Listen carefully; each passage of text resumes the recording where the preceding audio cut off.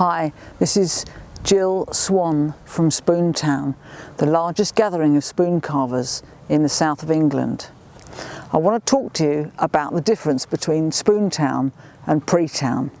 Pretown is obviously first, and it's a pre-booked, intense 2.5 days of learning and pretty much nothing else with one of 9 very highly qualified and well-respected spoon carvers, bowl turners and knife makers up and down the country will be here for a small, intense lesson section where each tutor will have no more than 6 students.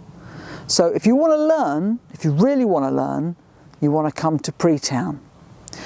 Spoontown is equally educational, but the classes will be in smaller chunks. So you'll be able to do a morning class, an afternoon class, a whole day class, 2 mornings, and the rest of the time you can sit and carve, meet other people, make friends, and there's a lot of talking to do amongst spoon carvers.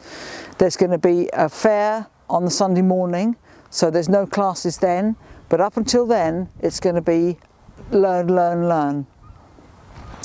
I hope you can join us in July.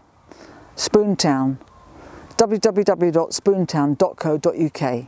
Thank you.